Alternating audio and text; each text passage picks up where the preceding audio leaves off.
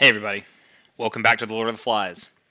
So, the last chapter we read was chapter 8, Gift for the Darkness. Now, in that chapter, we saw quite a bit happen.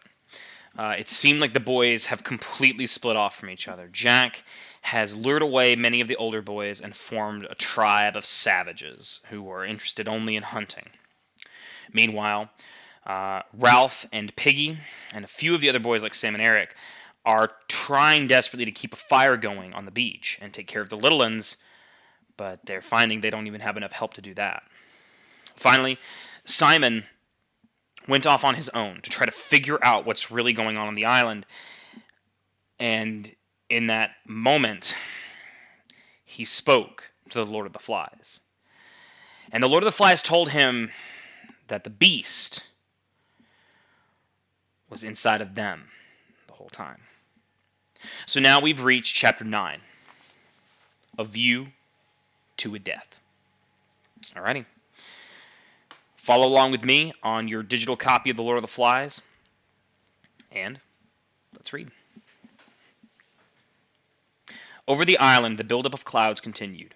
A steady current of heated air rose all day from the mountain and was thrust to 10,000 feet. Revolving masses of gas piled up the static until the air was ready to explode. By early evening, the sun had gone, and a brassy glare had taken the place of clear daylight. Even the air that pushed in from the sea was hot and held no refreshment. Killers drained from water and trees and pink surfaces of rock, and the white and brown clouds brooded. Nothing prospered but the flies who blackened their lord and made the spilled guts look like a heap of glistening coal. Even when the vessel broke in Simon's nose and the blood gushed out, they left him alone, preferring the pig's high flavor. With the running of the blood, Simon's fit passed into the weariness of sleep. He lay in the mass of creepers while the evening advanced, and the cannon continued to play. At last he woke and saw dimly the dark earth close by his cheek. Still he did not move, but lay there, his face sideways on the earth, his eyes looking dully before him. Then he turned over, drew his feet under him, and laid hold of the creepers to pull himself up. When the creepers shook, the flies exploded from the guts with a vicious note and clamped back on again. Simon got to his feet. The light was unearthly. The Lord of the Flies hung on his stick like a black ball. Simon spoke aloud to the clearing. "What else is there to do?" Nothing replied. Simon turned away from the open space and crawled through the creepers till he was in the dusk of the forest. He walked drearily between the trunks, his face empty of expression, and the blood was dry around his mouth and chin. Only sometimes as he lifted the ropes of creeper aside and chose his direction from the trend of the land, he mouthed words that did not reach the air. Presently, the creepers festooned the trees less frequently, and there was a scatter of pearly light from the sky down through the trees. This was the backbone of the island, the slightly higher land that lay beneath the mountain where the forest was no longer deep jungle. Here there was wide spaces interspersed with thickets and huge trees, and the trend of the ground led him up as the forest opened. He pushed on, staggering sometimes with his weariness but never stopping. The usual brightness was gone from his eyes, and he walked with a sort of glum determination like an old man. A buffet of wind made him stagger, and as he saw, he was out in the open on rock, under a brassy sky. He found that his legs were weak, and his tongue gave him pain all the time. When the wind reached the mountain top, he could see something happen, a flicker of blue stuff against brown clouds. He pushed himself forward, and the wind came again, stronger now, cuffing the forest heads until they ducked and roared. Simon saw a humped thing suddenly sit up on top and look down at him. He hid his face and toiled on. The flies had found the figure too. The lifelike movement would scare them off for a moment so that they made a dark cloud round the head. Then as the blue material of the parachute collapsed, the corpulent figure would bow forward, sighing, and the flies would settle once more. Simon felt his knees smack the rock. He crawled forward, and soon he understood. The tangle of lines showed him the mechanics of this parody. He examined the white nasal bones, the teeth, the colors of corruption. He saw how piteously the layers of rubber and canvas held together this poor body that should be rotting away. Then the wind blew again, and the figure lifted, bowed, and breathed foully at him. Simon knelt on all fours and was sick till his stomach was empty. Then he took the lines in his hands, freed them from the rocks, and the figure from the wind's indignity.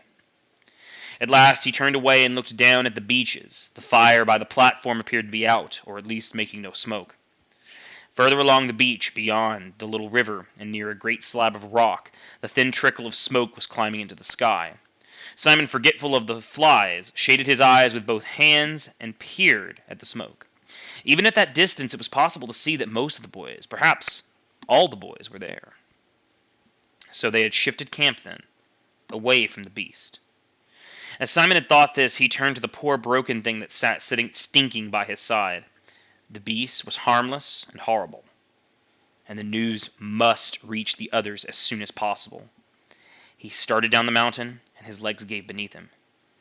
Even with great care, the best he could do was a stagger. So in that part, just to be clear, Simon has discovered the truth of the beast. He's found that it is just a body being pulled up by the parachute. So he freed the body from the parachute, and he's going to tell the others. Let's continue back on 147 right in the middle. Bathing, said Ralph. That's the only thing to do. Piggy was inspecting the looming sky through his glass. I don't like them clouds. Remember how it rained just after we landed? It's going to rain again. Ralph dived into the pool. A couple of little ones were playing at the edge, trying to extract comfort from a wetness warmer than blood. Piggy took off his glasses, stepped primly into the water, and then put them on again. Ralph came to the surface and squirted a jet of water at him. Mind my specs, said Piggy. If I get water on the glass, I gotta get out and clean 'em. Ralph squirted again and missed. He laughed at Piggy, expecting him to retire meekly as usual and in pained silence. Instead, Piggy beat the water with his hands. Stop it, he shouted. Do you hear? Furiously, he dove the water into Ralph's face. All right, said Ralph. Keep your hair on. Piggy stopped beating the water. I got a pain in my head. I wish the air was cooler. I wish the rain would come. I wish we could go home. Piggy laid back against the sloping sand side of the pool. His stomach protruded and the water dried on it. Ralph squinted up at the sky. One could guess at the movement of the sun by the progress of light patch among the clouds. He knelt in the water and looked round. Where is everybody? Piggy sat up. Perhaps they're lying in the shelter? Where's Sam and Eric? And Bill? Piggy pointed along the platform. That's where they've gone. Jack's party. Let them go, said Ralph uneasily. I don't care. Just for some meat. And for hunting, said Ralph wisely. And for pretending to be a tribe and putting on war paint. Piggy stirred the sand under water and did not look at Ralph. Perhaps we ought to go too. Ralph looked at him quickly, and Piggy blushed. I mean, to make sure nothing happens. Ralph squirted water again. Long before Ralph and Piggy came up with Jack's lot, they could hear the party. There was a stretch of grass in a place where the palms left a wide band of turf between the forest and the shore, just one step down from the edge. The turf was white, blown sand high above water, warm, dry, trodden. Below that again was a rock that stretched away toward the lagoon. Beyond was a short stretch of sand, then the edge of the water. A fire burned on the rock, and fat dripped from the roasting pig meat into the invisible flames. All the boys of the island except Piggy, Ralph, Simon, and the two tending to the pig were grouped on the turf. They were laughing, singing, lying, squatting, or standing on the grass, holding the food in their hands. But to judge by the greasy faces, the meat eating was almost done, and some held coconut shells in their hands and were drinking from them. Before the party had started, a great log had been dragged onto the center of the lawn, and Jack, painted and garlanded, and sat there like an idol. There were piles of meat on green leaves near him, and fruit and coconut shells full of drink. Piggy and Ralph came to the edge of the grassy platform, and the boys, as they noticed them, fell silent one by one until the only boy next to Jack was talking. The silence intruded even there, and Jack turned where he sat, and for a long time he looked at them, and the crackle of the fire was the loudest noise over the droning of the reef. Ralph looked away, and Sam, thinking that Ralph had turned to him accusingly, put down the gnawed bone with a nervous giggle. Ralph took an uncertain step, pointed to a palm tree, and whispered something inaudible to Piggy, and they both giggled like Sam. Lifting his feet high out of the sand, Ralph started to stroll past. Piggy tried to whistle. At this moment, the boys, who were cooking meat at the fire, suddenly hauled off a great chunk of meat and ran with it towards the grass. They bumped Piggy, who was burnt, and yelled and danced. Immediately, Ralph and the crowd of boys were united and relieved by a storm of laughter. Piggy was once more the center of social derision, so that everyone felt cheerful and normal. Jack stood up and waved his spear. "Take them some meat." The boys with the spit gave Ralph and Piggy each a succulent chunk. They took the gift, dribbling, so they stood and ate beneath a sky of thunderous brass that rang with the storm coming. Jack waved his spear again. "Has everyone eaten as much as they want?" There was still food left, sizzling on the wooden spits, heaped on the green platters. Betrayed by his stomach, Piggy threw a bone down on the beach and stooped for more. Jack spoke again, impatiently. "Has everyone eaten as much as they want?" His tone conveyed a warning, given out of the pride of ownership, and the boys ate faster while there was still time.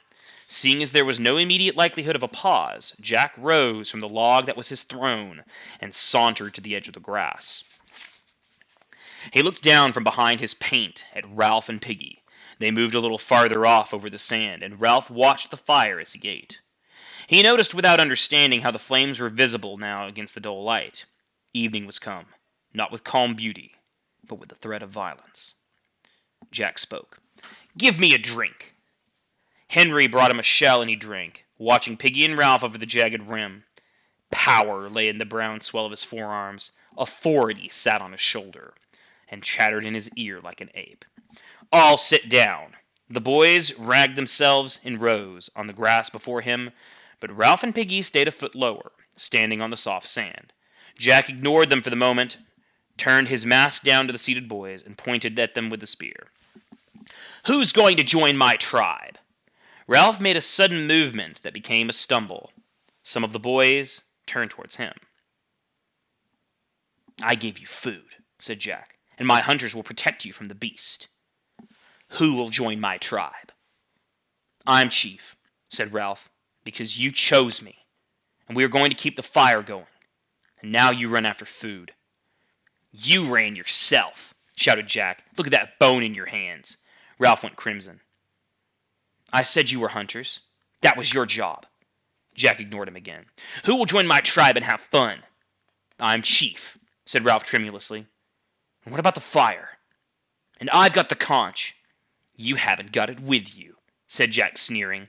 "You left it behind. See? Clever. And the conch doesn't count at this end of the island." All at once, the thunder struck. Instead of the dull boom, there was a point of impact in the explosion. "The conch counts here too," said Ralph, "and all over the island." "What are you going to do about it, then?" Ralph examined the ranks of boys. There was no help in them, and he looked away, confused and sweating.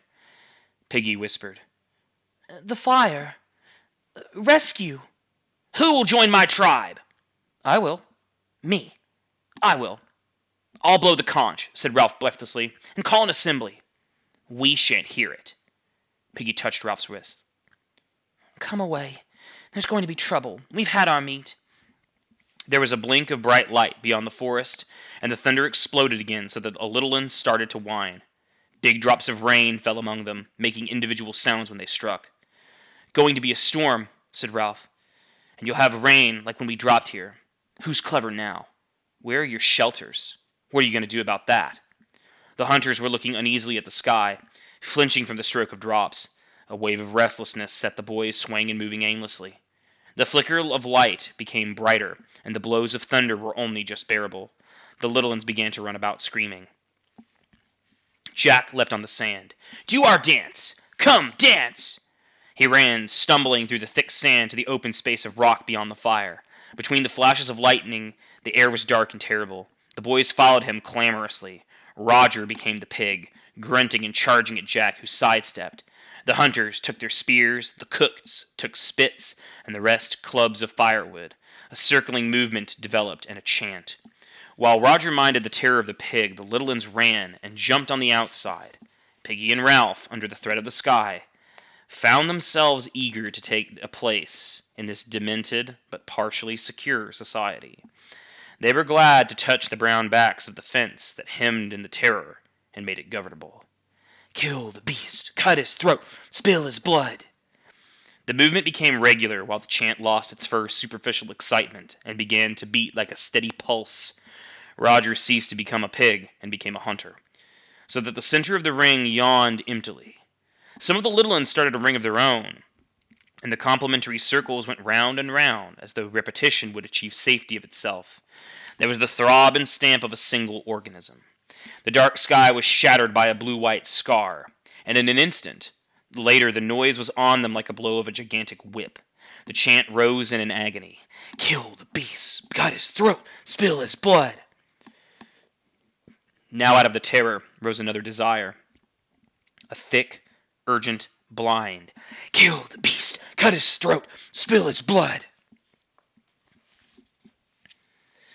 Again, the blue-white scar jagged above them, and the sulphurous explosion beat down. The little ones screamed and blundered about, fleeing from the edge of the forest, and one of them wrote the bring of Biggins in his terror. Him! Him! The circle became a horseshoe. A thing was crawling out of the forest. It came darkly, uncertainly. The shrill screaming that rose before the beast was like a pain. The beast stumbled into the horseshoe. Kill the beast! Cut his throat! Spill his blood! The blue-white scar was constant, the noise unendurable. Simon was crying something about a dead man on a hill. Kill the beast! Cut his throat! Spill his blood! The sticks fell, and the mouth of the new circle crunched and screamed. The beast was on its knees in the center, its arms folded over its face. It was crying out against the abominable noises. Something about a body on a hill. The beast struggled forward, broke the ring, and fell over the steep edge of rock to the sand by the water. And at once the crowd surged after it, poured down the rock, leapt onto the beast, screamed, struck, bit, tore.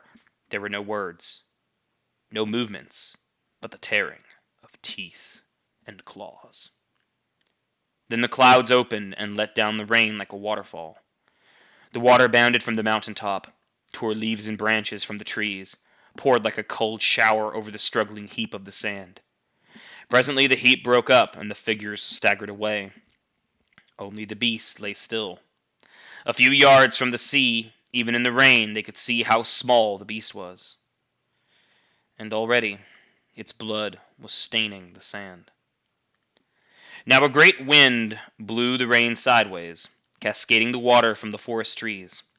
On the mountain top the parachute filled and moved. The figure slid, rose to its feet, spun, swayed down through a vastness of wet air, and trod with ungainly feet towards the tops of the high trees, falling and falling. It sank towards the beach, and the boys rushed screaming into the darkness. The parachute took the figure forward, furrowing the lagoon, and bumped it over the reef and out to sea.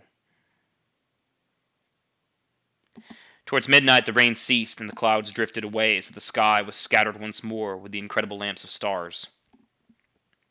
Then the breeze died too, and there was no noise save the drip and trickle of the water that ran out of the clefts and spilled down, leaf by leaf, to the brown earth of the island.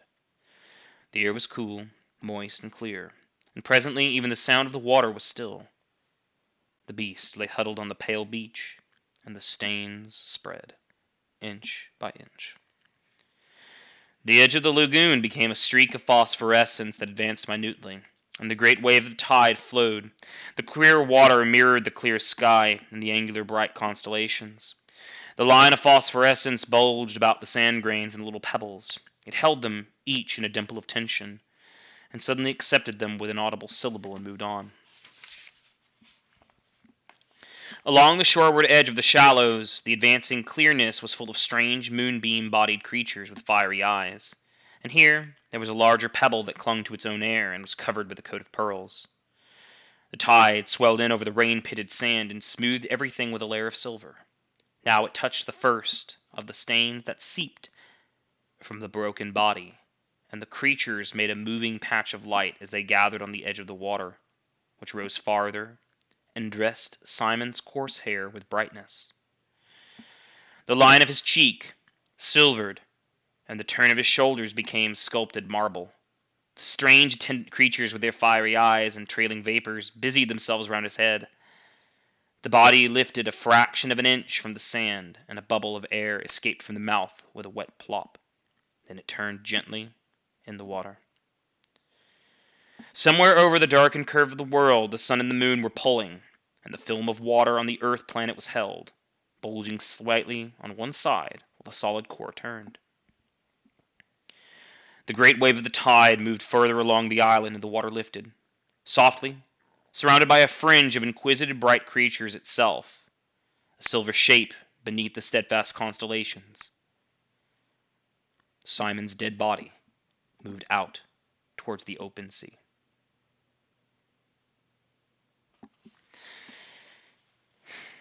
So that wraps up chapter 9. In chapter 9, Simon discovers the truth about the beast, but he arrives to the other boys at the worst possible time. Motivated by fear, panic, and tribal fury, Jack's savages, along with Piggy and Ralph, murdered Simon, thinking that he was the beast. Simon came out of the woods at night. They didn't see him. All they saw was a thing coming out of the jungle. And they began to attack and bite and claw and stab until the poor boy was dead. Simon's body drifted away on the shore of the beach out into the sea. Next time, we'll be taking a look at the consequences of the boy's actions. Chapter 10, The Shell and the Glasses.